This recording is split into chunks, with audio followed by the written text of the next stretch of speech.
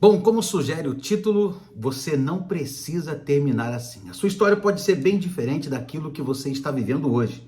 Claro que isso depende da sua reação. Bom, antes de chegarmos ao nosso vídeo, eu quero que você, se ainda não é inscrito, você se inscreva no nosso canal e compartilhe os nossos vídeos, pedindo que as pessoas também se inscrevam, para que venhamos a alcançar o maior número de seguidores possível.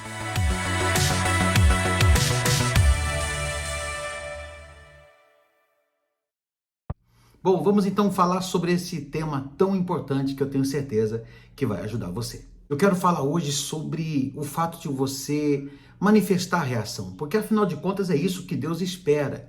E eu vou pegar como referência a história do povo de Jabes Gileade, um povo que se viu cercado por Naás e que de pronto foi se rendendo desnecessariamente. A história a qual me refiro está no livro de 1 Samuel, capítulo 11. Você pode conferir, recomendo a leitura não só dessa, mas de toda a Bíblia, porque ali tem fonte de vida, fonte de sabedoria, ali tem riqueza espiritual para você. A história se deu então em Jabes Gileade. Esse nome ele serve para identificar o local onde Jacó fez ali a aliança com o seu sogro, Labão. Então, para diferenciar a localidade, deu-se então o nome de Jabes Gileade. Subiu Naás, amonita, e sitiou, quer dizer, ele cercou Jabes Gileade.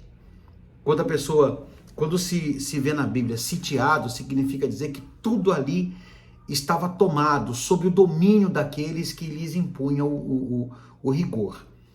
E logo de pronto, os homens de Jabes disseram a Naás: faz aliança conosco que nós te serviremos. Quer dizer, logo de pronto, eles foram se rendendo. E não é isso que Deus espera da gente.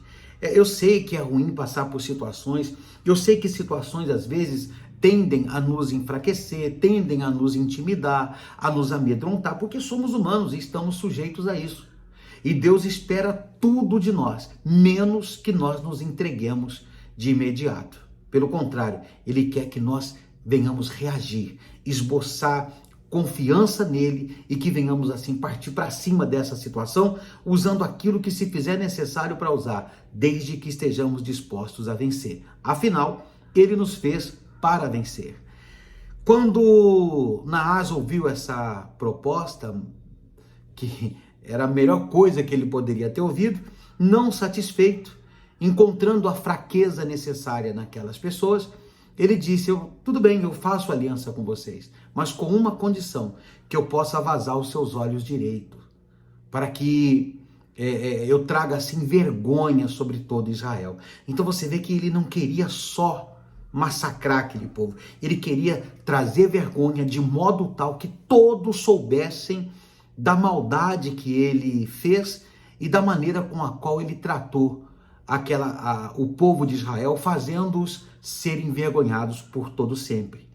É isso que o seu problema quer fazer com você. Você já percebeu isso? Ele não quer somente te derrotar, ele quer deixar você envergonhada. Ele quer deixar você envergonhada, ele quer colocar você por baixo na situação. Eu pergunto, você vai mesmo permitir isso? Você vai mesmo permitir que essa vergonha permaneça na sua vida ou você vai se levantar?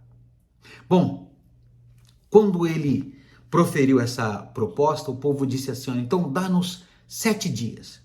7 dias para que nós procuremos alguém que possa nos ajudar. Se não encontrarmos ninguém que nos ajude, então nós aceitaremos a sua proposta. Eis que Saul voltava do campo atrás dos bois e perguntou: o que tem o povo que chora? Então lhes referiram as palavras dos homens de Jabes.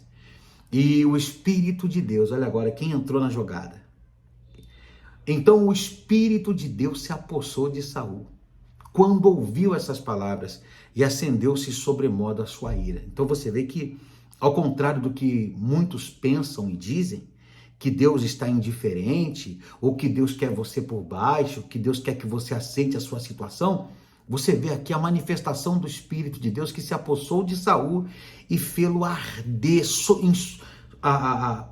fê-lo arder sobremodo a sua ira.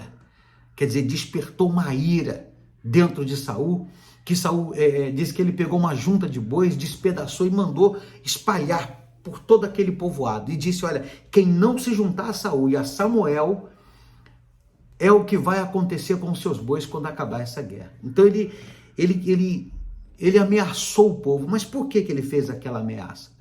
Para despertar, para anular aquele sentimento no qual o povo estava imerso.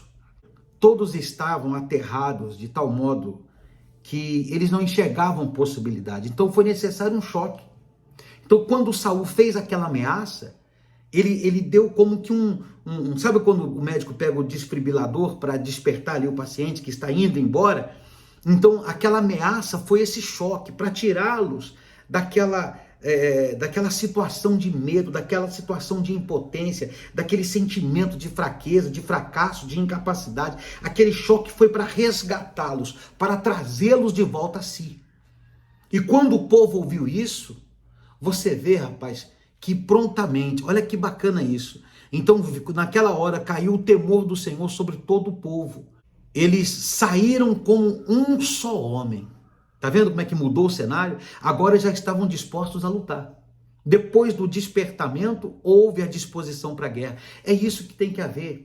Para que a gente vire o jogo, para que a gente mude essa situação, a primeira coisa a acontecer é despertar. Você precisa despertar para aquilo que Deus tem preparado realmente para você. E não ficar, digamos que, sob o domínio dessa situação.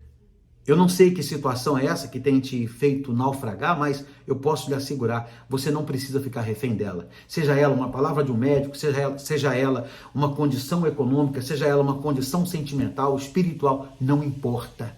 Você não precisa aceitar. Então, depois que eles despertaram, você vê que eles descobriram a força. Diz aqui,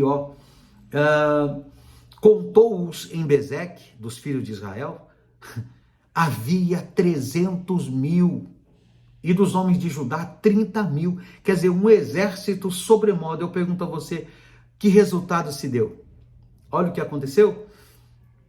Sucedeu que no outro dia Saul dividiu o povo em 3 companhias, que pela vigília da manhã vieram para o meio do arraial e feriram a Amon, até que os fez sentir o calor do dia, e os sobreviventes se espalharam e não ficaram 2 deles juntos. Então você vê que de derrotados, de condenados à ruína e à vergonha, a vencedores, de modo que eles terminaram os amonitas e se fizeram vencedores naquela situação. Por isso que eu lhe asseguro, você não precisa terminar assim. Basta você se levantar e acreditar naquilo que Deus tem preparado para você. Eles pediram 7 dias para aceitar a situação. Por que você não se propõe 7 dias para uma mudança? Por que você não se propõe aí mesmo onde você está agora, 7 dias em jejum, oração e atitude? Porque um detalhe que me chamou a atenção foi que Saul disse, quem não se juntar a Saul e a Samuel, ou seja, quem não tiver disposição para lutar, fisicamente falando, e tampouco para ouvir a voz de Deus, que era a condição espiritual, que era Samuel quem o representava, se você não fizer assim, você vai se dar mal. Então por que você não propõe 7 dias para tomar atitudes diferentes, para se aproximar de Deus de modo mais intenso e assim contemplar o que Ele tem preparado para você? Eu tenho certeza que isso vai virar o jogo. Eu tenho certeza que isso vai dar uma guinada na sua vida, de tal modo que o seu maior problema vai resultar no seu maior testemunho. Espero que você tenha gostado do que nós falamos aqui agora. Peço mais uma vez, compartilhe. Se você não é inscrito, se inscreva no nosso canal. Não perca o próximo vídeo da nossa série e vamos seguir em frente, pedindo que a poderosa mão de Deus te alcance e te faça vencer em nome de Jesus.